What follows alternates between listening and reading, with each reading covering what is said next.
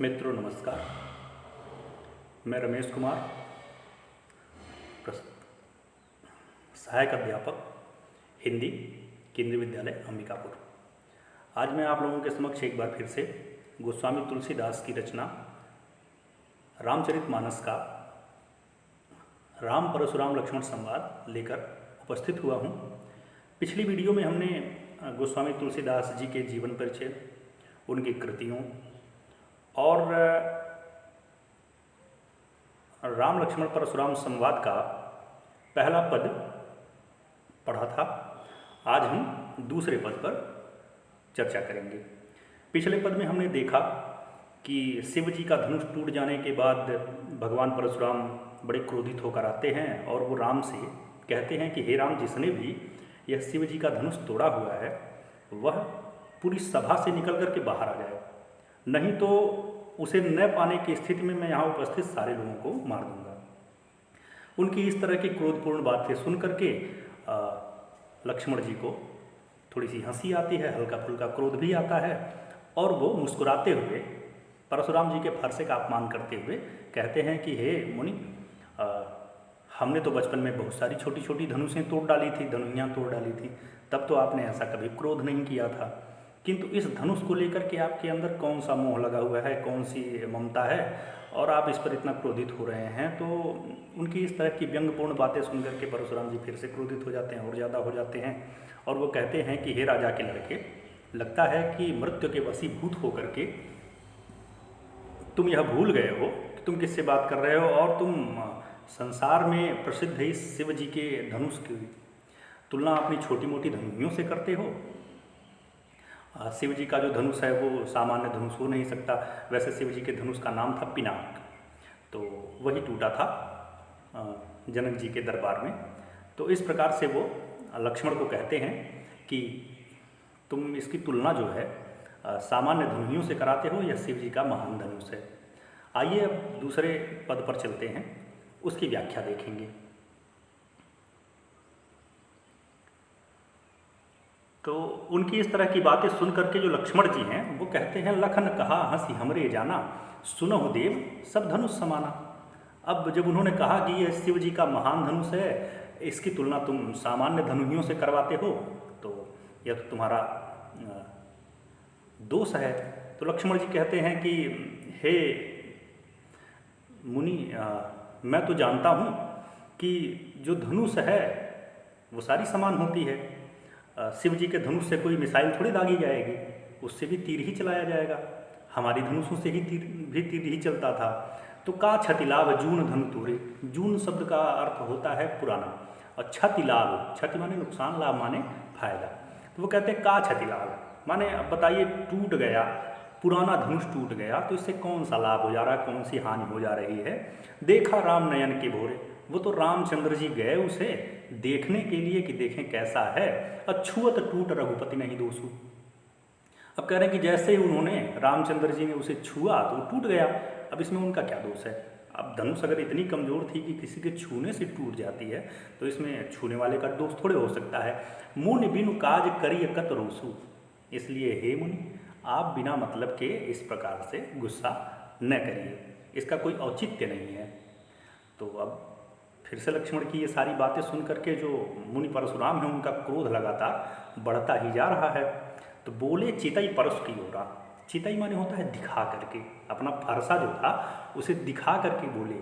चितई परस की ओरा माने अपने फरसे को दिखा करके बोले, रे सठ सुनहि स्वभाव न मोरा, माने हे दुष्ट बालक, लगता है तुमने मेरा स्वभाव नहीं सुना है, तुमने मेरे बारे में सुना नहीं है। बालक बोली बधाओ नहीं तुम ही, केवल मुनि जड़ जाने ही मोही। अब कह रहे हैं कि मैं तो तुझे अभी तक इसलिए छोड़ दिया हूँ कि तू बच्चा है, तुझे बच्चा समझ करके मैंने तुम्हारा अभी तक वध नहीं किया है, लेकिन तुमको लगता है कि मैं एकदम केवल ऋषि मुनि हूँ, तो यह तुम्हारा अज्ञान है। मुझे केवल ऋषि मुनि मत जानो। बाल ब्रह्मचारी अति कोही, मैं बाल ब्रह्मचारी हूँ और अत्यधिक क्रोधी हूँ। विश्व विदित क्षत्रिय कुलद्रोही, और जिस क्षत्रिय समाज से तुम आते हो सारी दुनिया जानती है कि मैं उसका सबसे बड़ा द्रोही हूँ, सबसे बड़ा दुश्मन हूँ। भुजबल भूमि भूप बिनु कीन्ही, अपनी इन्हीं भुजाओं के बल से मैंने भूमि को भूप बिनु कीन्ही, भूप का अर्थ होता है राजा, माने इस धरती को मैंने अपने भुजाओं के बल से, अपनी ताकत से राजाओं के बिना कीन्ही विपुल बार महिदी बंदी। और ऐसा मैंने एक दो बार नहीं किया, विपुल बार, विपुल मैंने अनेकों बार किया है। और ऐसा करके मैंने उसे महिदेव बंदी। महिदेव ब्राह्मण होते हैं, महि माने धरती, देव माने देवता, तो धरती के जो देवता हैं वो ब्राह्मण होते हैं। तो मैंने इस धरती को क्षत्रियों से रिक्त करके, क्षत्रियों का नाश करके कई बार ब्राह्मणों को दान कर दिया है। और सहस बाहु वो छेदनिहारा परसु विलोक महीप कुमारा, माने ये राजा के छोकरे, सहस्त्रबाहु की भुजाओं को काटने वाला यह मेरा फरसा देखो। सहस्त्रबाहु वह व्यक्ति था जिसने जमदग्नि, परशुराम जी के पिताजी के यहाँ से एक गाय जो है उसके लड़के ने जबरदस्ती छीन ली थी। और सहस्त्रबाहु को वरदान था या माना जाता था कि उसकी 1000 भुजाएँ थी और धरती पर उसे जीत पाना थोड़ा कठिन था। परंतु परशुराम जी ने पिता की मृत्यु का बदला लेने के लिए सहस्त्रबाहु का विनाश किया था। तो वही वो उदाहरण देते हैं कि सहस्रबाहु भुज से छेदनिहारा परसु विलोक महीप कुमारा, माने हे राजा के लड़के तुम मेरा एक फरसा देखो, इसी फरसे से मैंने सहस्रबाहु की भुजाएं काटी थी। तो मातु पिता ही जन सोच बस करसी महिष की सूर, माने हे राजा के लड़के तुम अपने माता पिता को चिंता में मत डालो, मेरे सामने से हट जाओ। तुम्हारे माता पिता अगर ये बात जानेंगे कि तुम मेरे सामने खड़े होकर मुझसे बात कर रहे हो तो वो वैसे ही चिंतित हो जाएंगे। और गर्भन के अर्भक दलन परस मोर अति घोर, तुम तो सामने खड़े हो, मेरे इस फरसे के डर से माताओं के पेट में जो गर्भ होता है, जो अभी धरती पर आया भी नहीं होता है, वह भी नष्ट हो जाया करता है। तुम तो खैर सामने खड़े हो तो तुम अंदाज़ा नहीं लगा पा रहे हो कि तुम किससे बात करते हो। इतनी सारी बातें होती हैं तो फिर लक्ष्मण जी पुनः मुस्कुराते हैं और कहते हैं कि बिहस लखन बोले मृदुवानी। हंसते हुए लक्ष्मण जी अब कहते हैं, बड़ी मृदुल बड़ी कोमल बातें कहते हैं, अहो मुनीस महाभटमानी, अरे बाप रे बाप, आप तो बहुत बड़े वीर हैं। और पुनि पुनि मोहि दिखाओ कुठारू, कुठार माने ये जो अपना फरसा है आप मुझे बार बार दिखा रहे हैं। और चहत उड़ावन फूंक पहाड़ू, ऐसा लगता है जैसे आप फूंक मार के पहाड़ उड़ा देना चाहते हैं। माने ये बार बार फरसा देख करके मुझे आप डराने की जो कोशिश कर रहे हैं वो ठीक उसी प्रकार से है कि जैसे कोई फूंक करके पहाड़ उड़ा देना चाहता है। और ध्यान रखिए कि यहाँ कुम्हड़ बतिया को नाई, जे तर्जनी देखी मर जाएंगे। लक्ष्मण कहते हैं यहाँ कुम्हड़े का कोई बतिया नहीं है, कुम्हड़ा कद्दू होता है, बतिया माने उसका छोटा फल जो भी एकदम शुरू हो रहा है बनना। उसके बारे में ऐसा कहा जाता है कि यदि आप कद्दू के किसी फल को तर्जनी उंगली, ये वाली उंगली दिखा दीजिए तो वो सूख जाता है, मर जाता है। ये बड़ा आसान काम है, यदि किसी को नष्ट करना है तो बड़ी आसानी से हम नष्ट करते हैं। तो वो वही उदाहरण देते हैं कि आप ये फरसा जो मुझे इस प्रकार से दिखा रहे हैं कि जैसे मैं डर जाऊंगा, तो ऐसा लगता है कि आप फूंक करके पहाड़ उड़ा देना चाहते हैं। और आपको क्या लगता है यहाँ कोई कुम्हड़ा का बतिया है या मैं आपको इतना कमज़ोर दिखता हूँ? जे तर्जनी देखी मर जाई, माने आप उंगली दिखा देंगे और मैं मर जाऊँगा। देखी कुठार सरासन बाना, माने आप मुनि के वेश में हैं लेकिन फरसा रखे हुए हैं, धनुष रखे हुए हैं, बाण रखे हुए हैं। मैं कुछ कहा सही तभी माना, तो मुझे लगा कि कोई लड़ाके होंगे, ऋषि उसी थोड़े होंगे। तो ऋषि के वेश में जब आप हथियार लेके घूम रहे हैं तो हो सकता है आप युद्ध करने वाले होंगे, कोई लड़ाके होंगे। तो मैंने थोड़ी बहुत अभिमान की बातें कह दी। लेकिन भृगुसुत समुझ जनेऊ बिलोकी, लेकिन जब मुझे पता चला कि आप भृगु ऋषि के लड़के हैं और आपने ये जनेऊ पहना हुआ है, तो अभी तक जान लीजिए मैंने जो कुछ भी आपसे कहा है, जो कछु कहूँ सहूँ ऋषि रोकी, माने अभी तक तो मैंने अपना गुस्सा शांत करके आपसे बात की है। क्योंकि मुझे ये दिखाई पड़ा है कि आपने अपने शरीर पर जनेऊ भी धारण कर रखी है और आप भृगु मुनि के लड़के हैं, तो ऋषि समाज से आते हैं। तो सुर, और हमारे यहाँ क्या होता है कि सुर महिसुर हरिजन अरुगाई, हमारे यहाँ देवताओं में महिसुर माने धरती के देवताओं अर्थात ब्राह्मणों पर, हरिजन माने जो ईश्वर के भक्त हैं, और अरुगाई और गाय, हमारे कुल इन पर न सुराई, माने हमारे कुल में, हमारे सूर्यवंश में देवता हूँ, ब्राह्मण हूँ, ईश्वर के भक्त हूँ, और गाय, इनके ऊपर सुराई अर्थात इनके ऊपर ताकत नहीं दिखाई जाती, इनको परेशान नहीं किया जाता है। बधे पाप व कीरति हारे, अब कह रहे हैं कि यदि मैं आपका वध कर देता हूँ तो पाप लगेगा। बधे पाप, यानी आपको यदि मैं मार देता हूँ तो मुझे पाप लगेगा, और यदि हार जाता हूँ तो हमारे जो कुल का है, कुल की कीर्ति है, उसमें बट्टा लग जाएगा, उसकी बेइज्जती हो जाएगी। मारत हूँ पापर ये तुम्हारे, और इसलिए मैं कुछ कर नहीं पा रहा हूँ। उसके ऊपर से आप इतना मुझे डरा रहे हैं, लेकिन अब मैं सोच रहा हूँ कि कुछ न कुछ करना ही पड़ेगा। साथ ही कोटि कुलिस संवचन तुम्हारा, व्यर्थ धरहु धनु बाण कुठारा। माने आपने यह जो धनुष बाण रखा हुआ है, ये बिना मतलब के रखा हुआ है, इसकी कोई ज़रूरत नहीं है। कोटि कुलिस, कोटि माने करोड़ों, कुलिस माने फरसे के समान आपका वचन ही है, इसलिए जो धनुष बाण और कुठार रखे हैं इसकी कोई आवश्यकता आपको नहीं है। इसलिए जो विलो की अनुचित कहूँ क्षमहु महामुनि धीर। इसलिए देखिए, जो कुछ भी मैंने आपसे अनुचित कह दिया है, जो उचित नहीं है, जो अनावश्यक कह दिया है, हे महामुनि धैर्य धारण करके उसे क्षमा कर दीजिए। सुनि सरोस भृगुवंश मुनि बोले गिरा गंभीर। और इतनी सारी बातें सुन करके जो भृगुवंश के मुनि थे, परशुराम जी थे, और सरोस माने गुस्से में हैं, लेकिन बोले गिरा गंभीर। गिरा माने होती है वाणी, थोड़ी सी गंभीर वाणी में बोले, थोड़ी सी नॉर्मल होकर के बोले। क्या बोले? कौशिक सुनहु मंद यह बालक। अब वो आते हैं रामचंद्र जी के गुरु के पास, विश्वामित्र के पास, उनका नाम कौशिक है। वो कहते हैं कौशिक सुनो मंद यह बालक, माने हे विश्वामित्र सुनो, यह जो बच्चा है यह मंद है, बेवकूफ़ है, इसकी बुद्धि काम नहीं करती, कुटिल लेकिन बहुत चालाक है, बहुत दुष्ट है। काल बस निज कुल घालक, और यह काल के वशीभूत भी है और अपने कुल का नाश कराने वाला है। इसके ऊपर क्रोध करके कहीं मैंने इसके कुल का नाश कर दिया तो यह बड़ी बात हो जाएगी। तो भानुवंश राकेश कलंकु।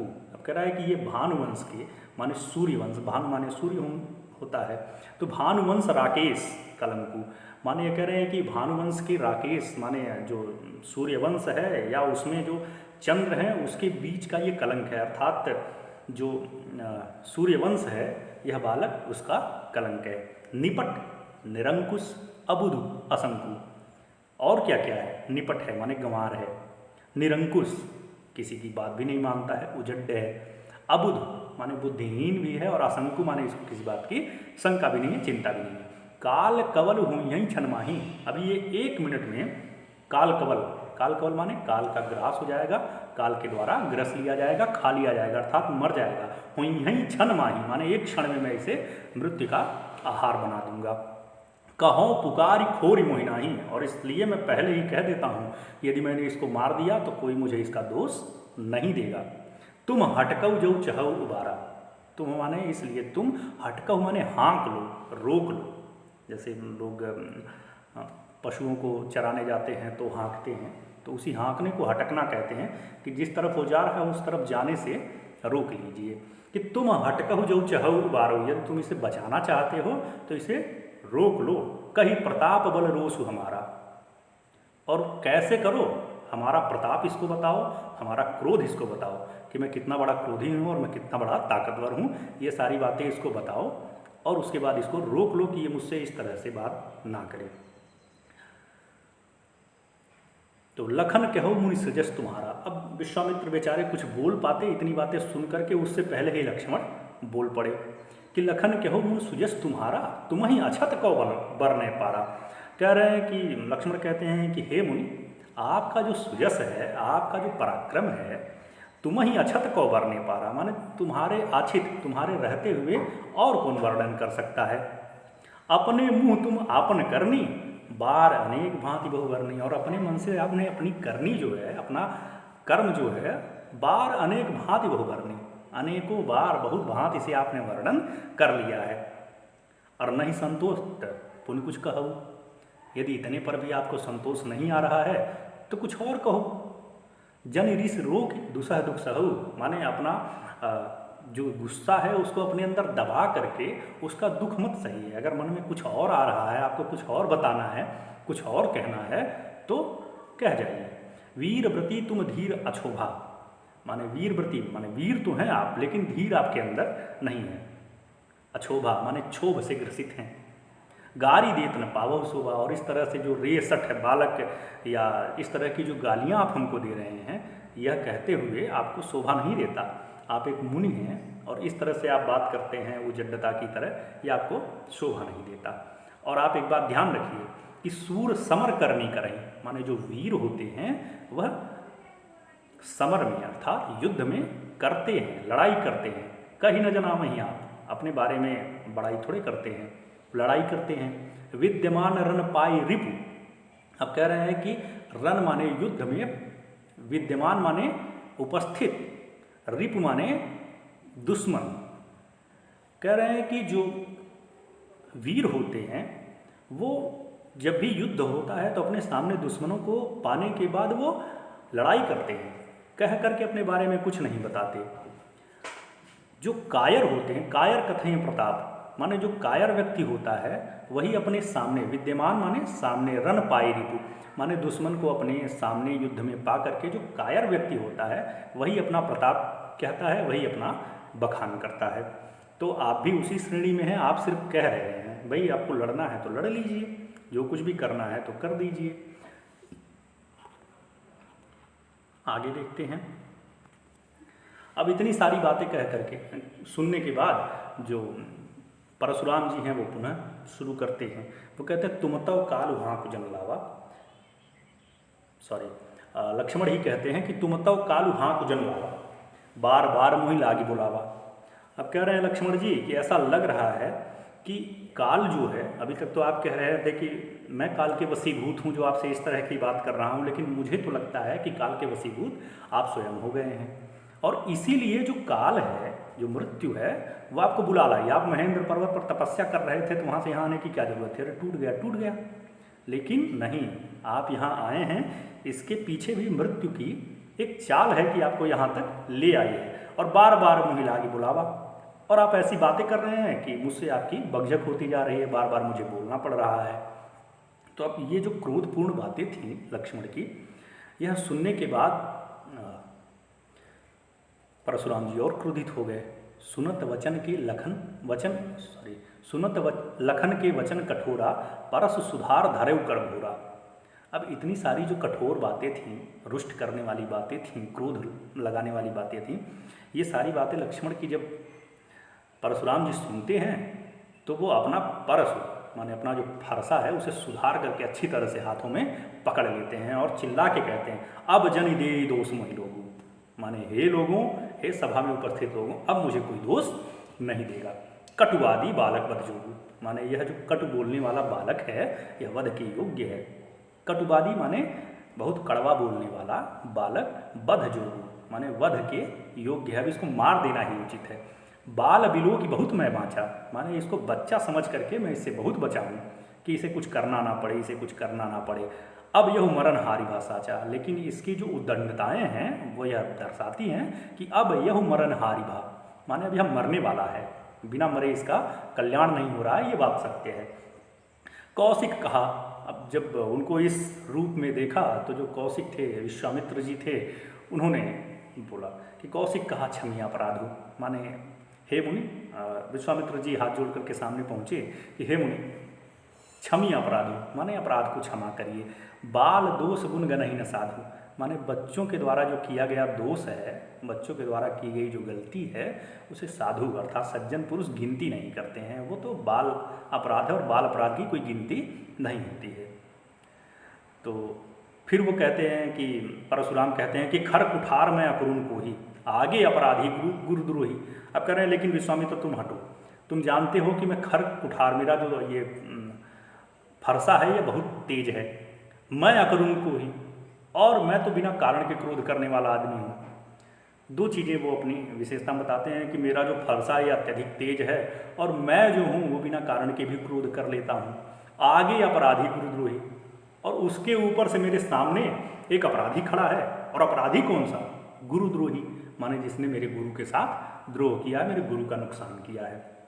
उत्तर देत छौड़ो बिन मारे, अब कह रहे हैं कि ये उत्तर मेरा देता है और उसके बाद मैं इसको बिना मारे छोड़ दूं या छोड़े हुए हूँ तो तो केवल कौशिकशील तुम्हारे। ध्यान रखो, विश्वामित्र सिर्फ तुम्हारे कारण ये मेरा अभी तक इतना जो उत्तर दे पाया है और इसके बाद भी मैंने इसको मारा नहीं, इसका वध नहीं किया, तो समझ लो कि केवल तुम्हारे शील के कारण ही छोड़ा है, तुम्हारी सज्जनता के कारण मैंने लक्ष्मण को छोड़ रखा है।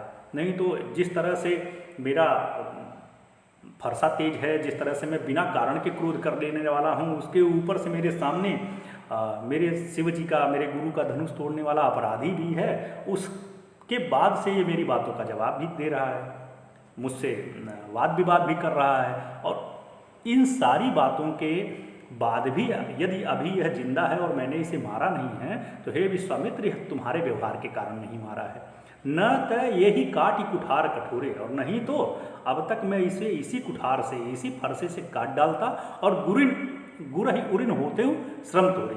माने जिसने मेरे गुरु का नुकसान किया है, मैं गुरु के अपने ऋण से, गुरु का जो हमारे ऊपर ऋण होता है, उससे मैं अभी बड़ी आसानी से उरिन हो जाता, मुक्त हो जाता। कि जिसने मेरे गुरु का नुकसान किया है, मैं उसे अभी इसको बड़ी आसानी से मार करके उस गुरु ऋण से उरिन हो जाता। अब गाधि सून कह हृदय हंस। अब फिर से परशुराम जी के द्वारा इस तरह की क्रोधपूर्ण बातें सुन करके जो कौशिक थे, विश्वामित्र थे, या उन्हीं को गाधि सून कह हृदय हंसी, वो अपने मन में थोड़ा सा हंसने लगे कि मुनि हरिहरे सूझ। लगता है मुनि को सब कुछ हरा हरा ही सुझाई देता है। अयमय खाड़ न ऊख में, आजहू न बूझ अबूझ।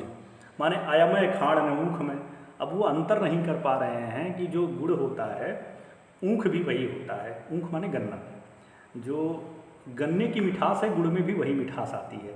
अर्थात लगता है कि जो मुनि हैं, इनको हर जगह हरा हरा ही सुझाई देता है। इनको लगता है कि इनसे बड़ा कोई वीर पुरुष इस धरती पर नहीं है, और ये सबको जिस तरह से सहस्रबाहु को समझा है, उसी तरह से सबको समझ रहे हैं कि जब सहस्रबाहु मेरे सामने नहीं टिका तो और लोगों की क्या बात है। तो इन्होंने सहस्रबाहु को मारा, तो इनको लगता है सारी धरती हरी हरी ही है, सब एक बराबर ही है, सबको मैं जीत जाऊंगा। ये अंतर नहीं कर पा रहे हैं कि जो गुड़ होता है और जो गन्ना होता है, दोनों में बड़ा अंतर होता है। गुड़ खाना बड़ा आसान है, गन्ने को चूसना थोड़ा कठिन होता है। तो ये बूझ नहीं पा रहे हैं, ये जान नहीं पा रहे हैं। लेकिन जब उन्होंने, परशुराम जी ने यह कहा कि अभी मैं इसको इसी फरसे से काट देता और अपने गुरु के ऋण से उर्ण हो जाता, तो इतनी सारी बातें सुन करके अपने मन में तो विश्वामित्र जी सोचने लगे कि ये सबको एक ही नज़र से देख रहे हैं, सबको एक बराबर समझ रहे हैं, और हर बार वो लक्ष्मण को काट देने की बात करते हैं, बार बार फरसा दिखाते हैं, मैं तुम्हें काट दूंगा। आप सभी को पता है कि वो लक्ष्मण जी शेष के अवतार हैं, शेष नाग के। अच्छा, हम शेष का प्रयोग गणित में करते हैं। भाग देने के बाद, डिवीजन करने के बाद जो हमारे पास बच जाता है, जो कटता नहीं है, हिंदी गणित में हम उसे शेष कहते हैं। तो शेष को काटा नहीं जा सकता, वो आप बार बार उसमें भाग देते चले जाएंगे और दशमलव के बाद वो चलता चला जाएगा, वो कभी समाप्त नहीं होता। और उन्हीं शेष के अवतार को, जो खुद शेष है, जिसे काटा नहीं जा सकता है, परशुराम जी बार बार कुठार दिखा रहे हैं कि मैं तुम्हें इसी से काटूंगा। तो उनकी इस कम बुद्धिमत्ता पर जो कौशिक हैं, जो विश्वामित्र हैं, वो मन ही मन हंस रहे हैं कि मुनि सबको एक बराबर समझ रहे हैं। अच्छा, उधर जब परशुराम जी कहते हैं कि गुरहि उरिन होते श्रम थोड़े, माने गुरु के ऋण से उरिन हो जाता, तो उनकी इस बात को फिर से लक्ष्मण ने पकड़ लिया और कहे, क्या कहे कि लखन कहू मुनिशील तुम्हारा, को नहीं जान विदित संसारा।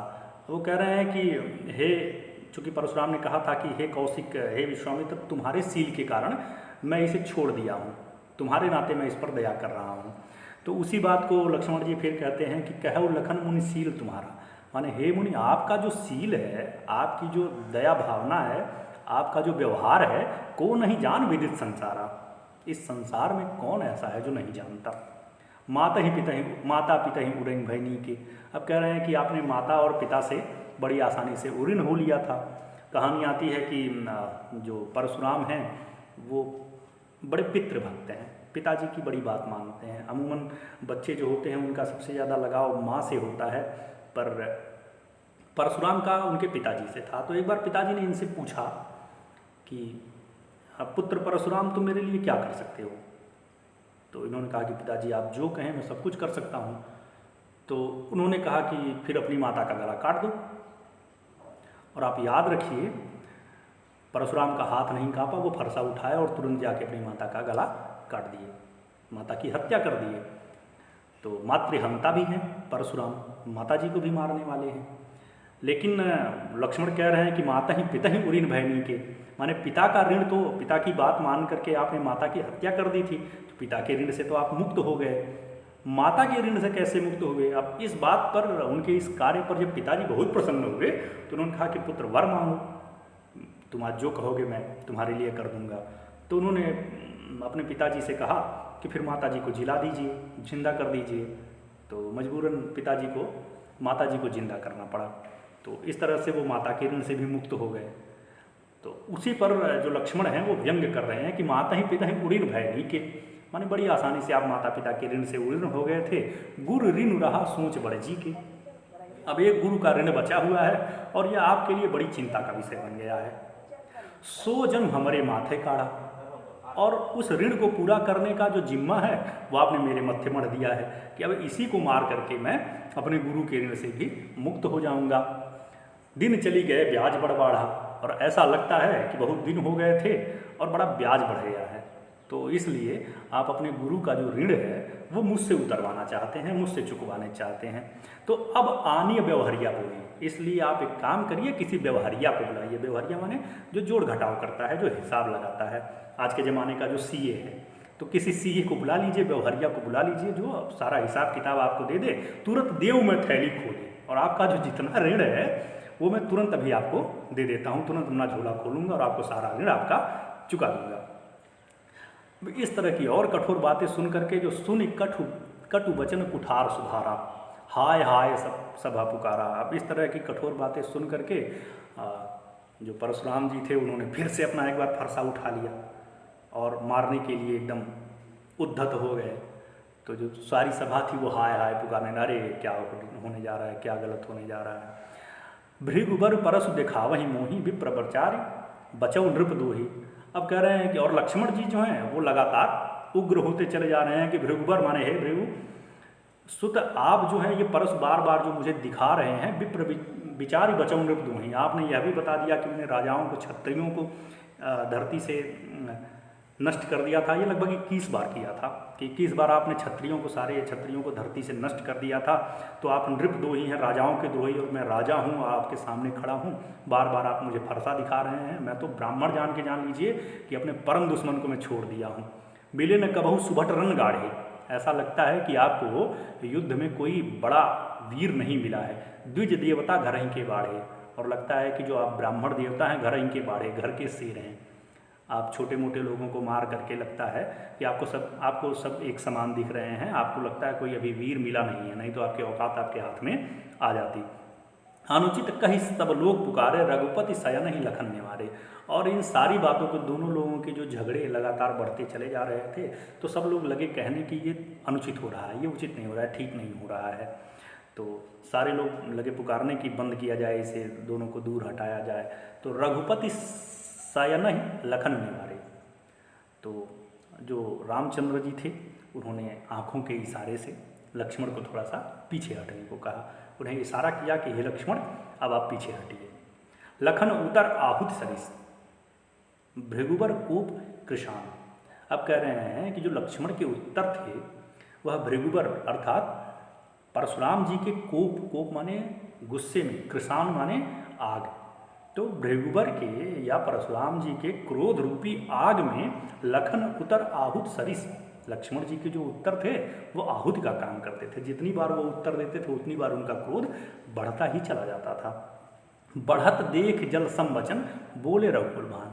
अब जब आग बहुत बढ़ गई, उनके क्रोध की आग बहुत बढ़ गई, तो उनकी इस बढ़ती हुई आग को देख करके जल सम वचन, जल के समान शीतल करने वाला जो वचन था, बातें थीं, बोले रघुकुल भानु, माने रघुकुल के जो सूर्य हैं अर्थात श्री रामचंद्र जी हैं, उन्होंने अब बातें बोली और वो उनसे फिर से निवेदन करने पर आते हैं।